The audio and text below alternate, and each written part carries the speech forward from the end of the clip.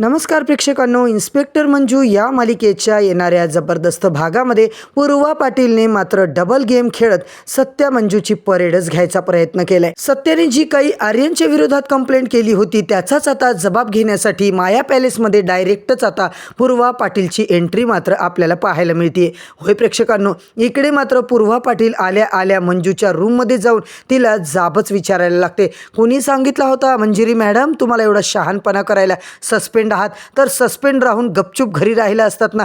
तुम्हाला जर एखादा व्यक्ती फोन करून त्रास देत असेल, मेंटल टॉर्चर करत असेल तर तुम्ही पोलिसात का नाही आलात? तुम्ही स्वतः का तिकडे गेलात त्याला भेटायला आणि स्वतःच्या पायावर मात्र धोंडा पाडून घेतला, आयुष्यभरासाठी स्वतःची दृष्टी गमावली? असं म्हटल्याच्या नंतर प्रेक्षकांनो, पूर्वा पाटील आता इकडे काय नको नको ते बोलत असते. सत्या मात्र म्हणतो की हे बघा पूर्वा पाटील मॅडम, अजिबात तुम्ही मंजिरीला आता काहीही बोलू शकत नाहीये. तुम्ही मात्र आता आमच्या घरात घुसून इकडे सस्पेंडेड आता पोलीस ऑफिसरला असं बोलू शकत नाहीये आणि त्यातल्या त्यात त्यांची दृष्टी नाहीये, ही गोष्ट तुम्ही लक्षात घ्यायला पाहिजे. आता मात्र सत्या तू मध्ये येऊ नको, मला वाघमारेला जे प्रश्न विचारायचे ते तर मी विचारणारच आहे असं बोलून तिने चक्क सत्याला चूप बसवलेलं असतं. सत्या तुला महागात पडेल आणि तू अजिबात इंटरप्ट करायचं नाहीये. सत्या मात्र प्रेक्षकांनो त्यांच्याकडे बघत असतं आणि चित्रकार मात्र आता इकडे येऊन बोलायला लागतात.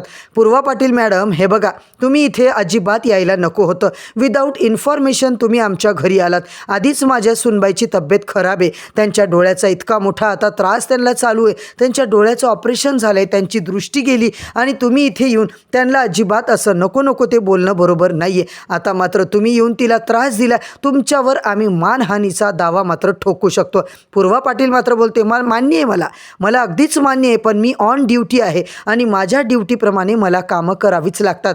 दुसरीकडे प्रेक्षकांनो, मंजूला सगळंच दिसत असतं. मंजू आता सगळं बघत असते, पण काळा गॉगल लावून मंजू कुठे काय बघते हे त्या पूर्वाला काहीच कळत नाहीये. तर मंडळी, आजचा भागच एवढा जबरदस्त दाखवलाय ना, शेवटपर्यंत नक्की बघा. कसं आता आर्यन, तात्यासाहेब आणि मंजूचं बिंग फुटणार आहे.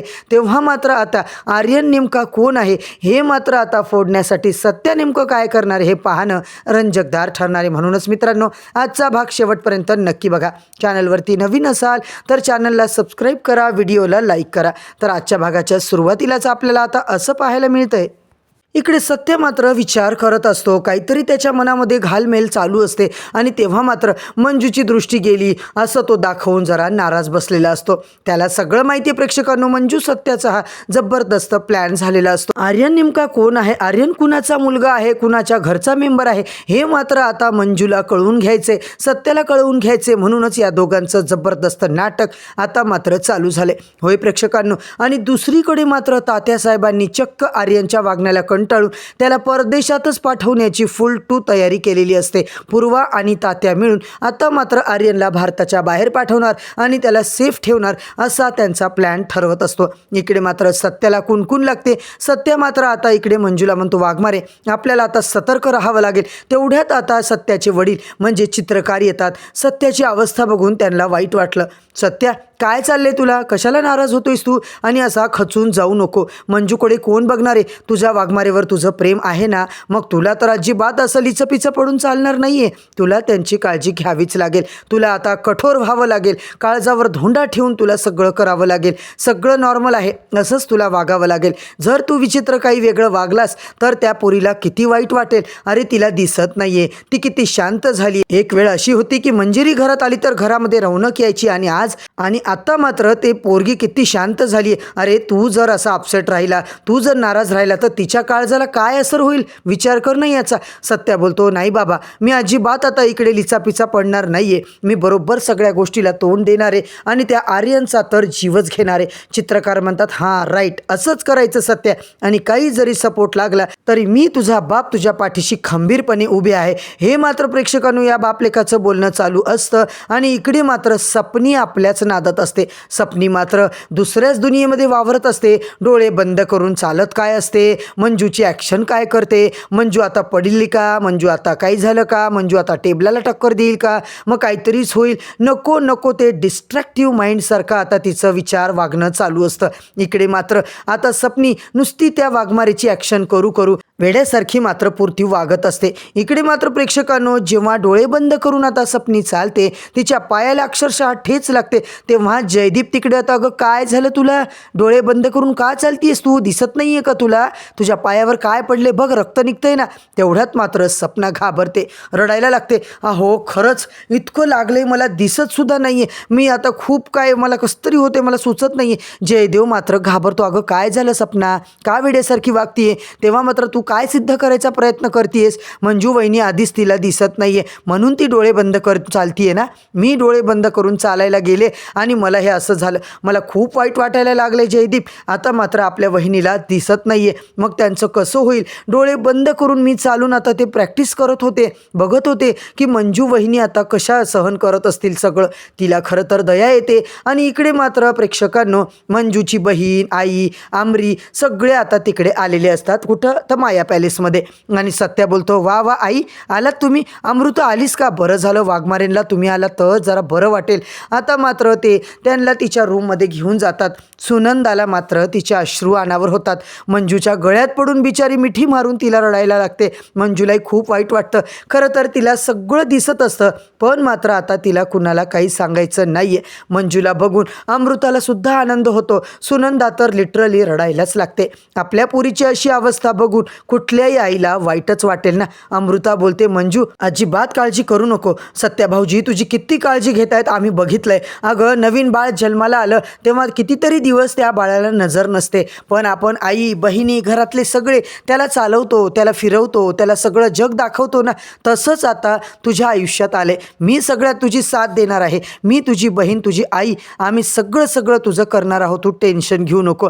आणि मात्र इकडे मंजूला खूप रडायला येतं, तिला खूप वाईट वाटत असतं. आणि इकडे मला दिसतंय पण मी काहीच बोलणार नाहीये. अमृता मात्र बोलते, हे बघ बाकी तर मला तुझ्या घरचं माहीत नाही दीदी, पण आता हे काय झालं हे मात्र तू आम्हाला सांग. सत्या बिचारा बाहेर असतो, मायलेकीचं बहिणीचं बोलणं चालू आहे म्हणून तो काही डिस्टर्ब करत नाहीये. तेव्हा मात्र सपना इकडे सत्याला बोलते, मी काय म्हणते भाऊजी, मंजूताईला खरंच काही दिसत नाही का हो, तुम्ही तिला आता सोडून देता की काय, दुसरं लग्न वगैरे तर करायचा विचार नाही ना तुमचा. म्हणजे आता मंजूताईला कसं आहे, डोळ्यानं काही दिसत नाही, कशा चालणार, कसं आयुष्य जगणार, तुमच्या म्हातारपणात ती कसा तुम्हाला साथ देणार, पोरं बाळं तुम्हाला कशी होणार. सत्या मात्र सपनावर असा चिडतो ना आणि तिला झापायला सुरुवात करतो. तोंड एका वहिनी, तुम्हाला देवाने तोंड दिले म्हणून अजिबात काहीही बोलायचा प्रयत्न करू नका. अहो तुमच्या जिभेला हाड असतं ना तर तुम्हाला कळलं असतं, देवाने तुम्हाला तोंड दिले म्हणून नको ते बोलत जाऊ नका.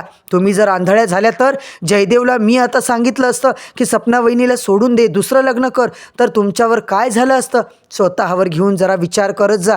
तेव्हा मात्र आता सपना घाबरते आणि सत्याची माफीच मागते. नाही भाऊजी, मला असं नव्हतं म्हणायचं, खरं तर मला मंजूताईचं खूप काळजी वाटायला लागली म्हणूनच मी या सगळ्या गोष्टी तुमच्यासोबत बोलले. इकडे मात्र सत्या सगळ्यांसाठी चहा बनवायला सांगतो आणि स्वतःसुद्धा किचनमध्ये जातो. सुनंदा, अमृता, मंजू सगळ्या बोलत असतात. तेव्हा मात्र आता सत्या चहा घेऊन येतो आणि मी माझ्या हाताने चहा बनवला बरं का अमृता, घे आई तुम्हीसुद्धा घ्या. आणि त्या सगळ्यांना चहा देतो. मंजूला स्वतःच्या हाताने आता तो चहा पाजवत असतो.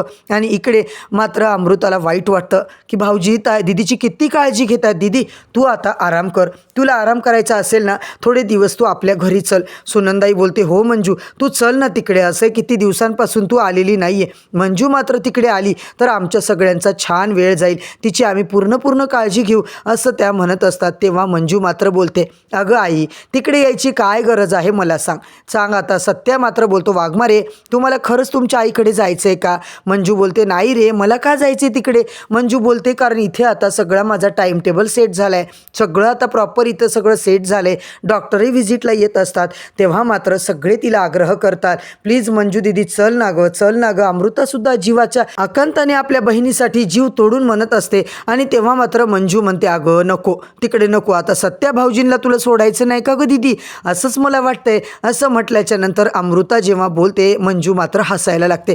तसं नाही ग आमरे, मला आता इथेच राहायचे. सत्या तर आहेच आहे, सत्या माझी काळजी घेतो ना. मला आता इथल्या एरियाची माहिती झाली. डोळे बंद जरी असले, दृष्टी जरी नसली तरी मला सगळं कळतंय. मी अंदाजाने सगळीकडे जाऊ शकते. तेव्हा मात्र अमृता सुनंदा थोड्या शांत होतात. बरं ठीक आहे, तुला जेव्हा यायचं तेव्हा मात्र तू ये असं बोलून ह्या मात्र आता निघतात. इकडे मात्र प्रेक्षकांनो आर्यन मात्र पुरता पिसाळलेला असतो. पिसाळू मंजूच्या शोधात असतो. त्याला अजूनही खात्री नाही आहे की मंजू आंधळी झालेली आहे. कारण त्याला वाटतं मंजू सत्या असे शांत कसे काय बसले, म्हणजे नक्कीच काहीतरी यांचा प्लॅन चालू आहे. खरंच आता मंजूला दिसतंय की नाही दिसत हे मात्र मला चेक करायचं आहे असं म्हणून आर्यन मात्र प्रेक्षकांनो आता खूप मोठा राडा करताना आपल्याला दिसणार आहे. आणि आजचा भाग मात्र इथेच संपलाय.